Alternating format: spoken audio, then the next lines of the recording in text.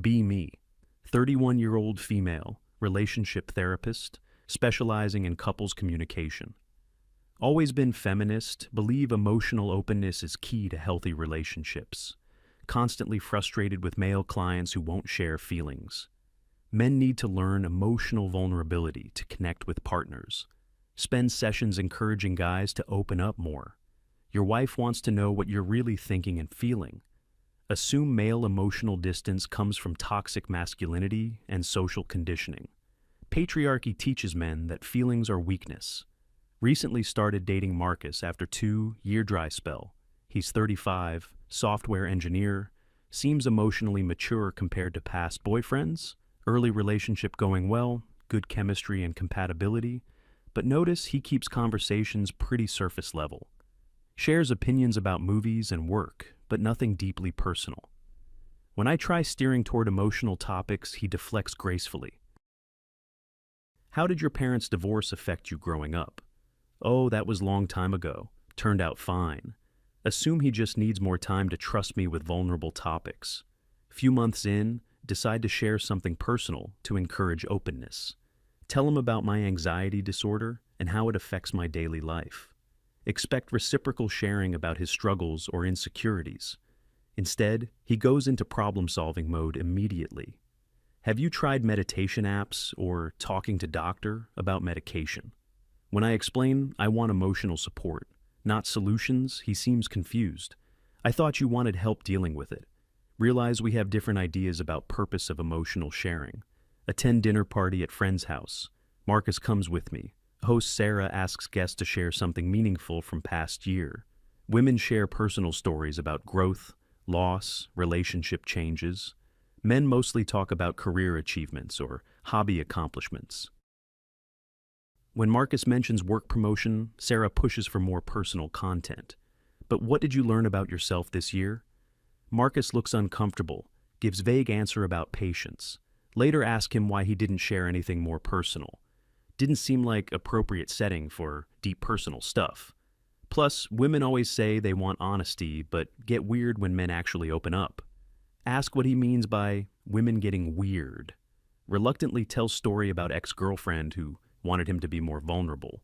She kept pushing me to talk about my feelings and fears. Finally opened up about depression he experienced after job loss. Shared how worthless and scared he felt during unemployment. She got really uncomfortable and started treating me differently.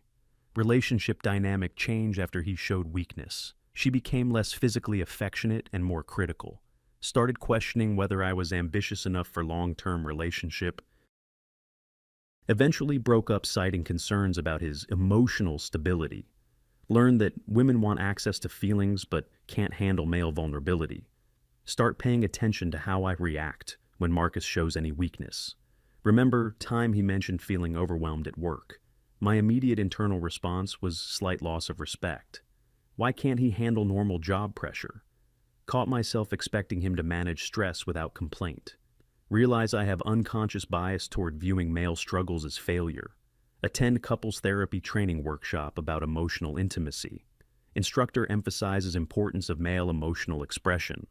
Men who don't share feelings are emotionally unavailable. Entire curriculum assumes male emotional distance is relationship problem.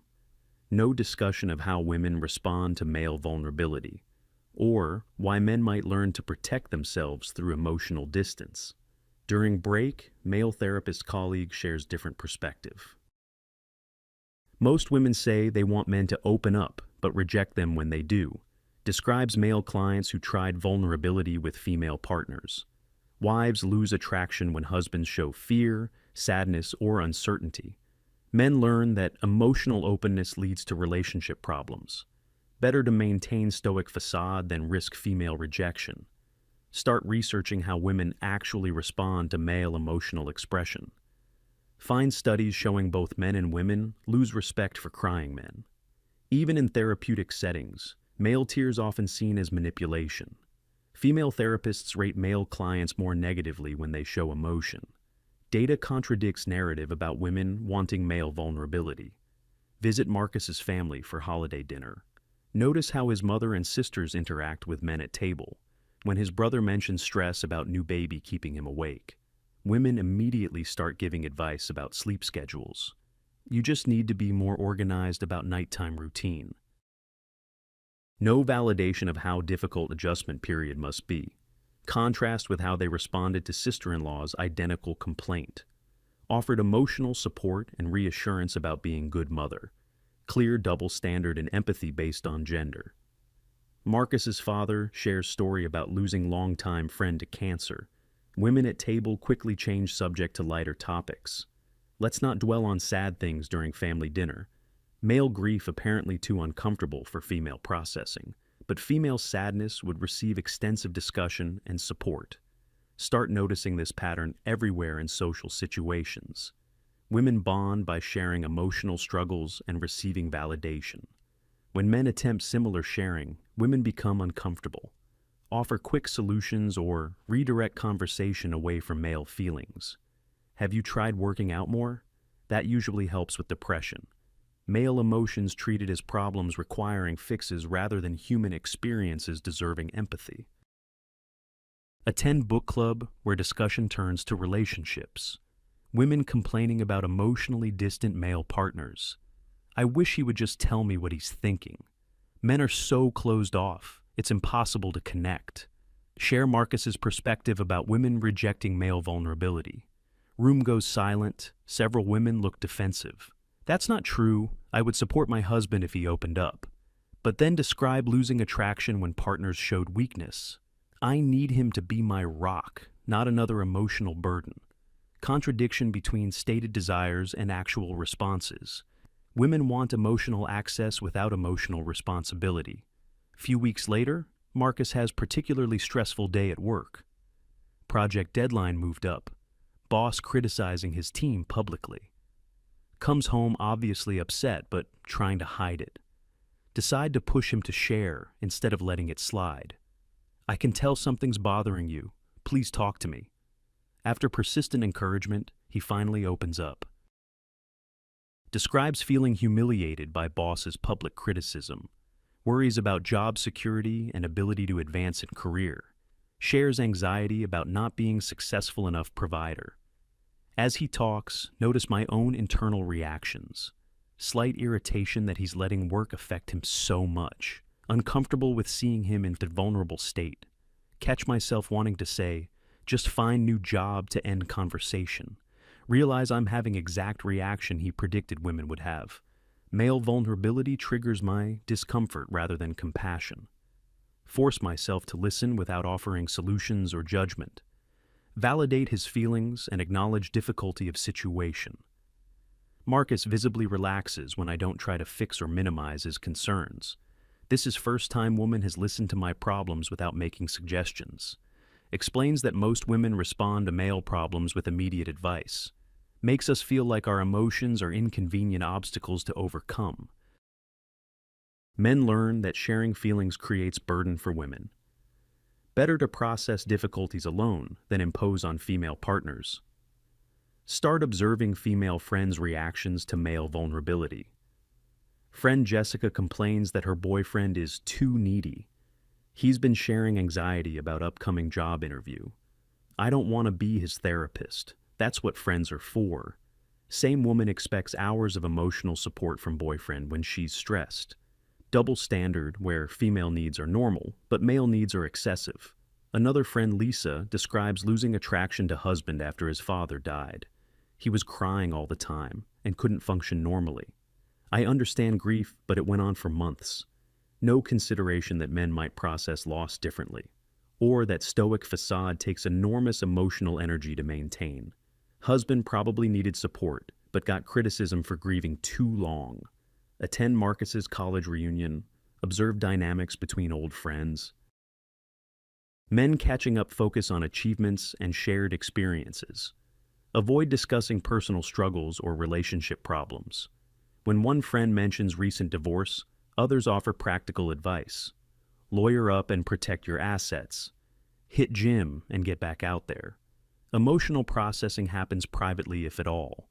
Contrast with women's reunion I attended previous year.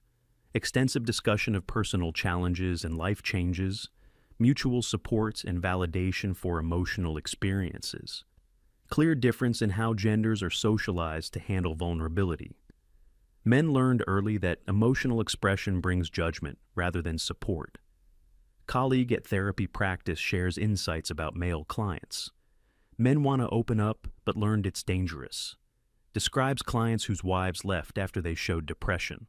She said I wasn't the strong man she married. Men punished for human emotional responses.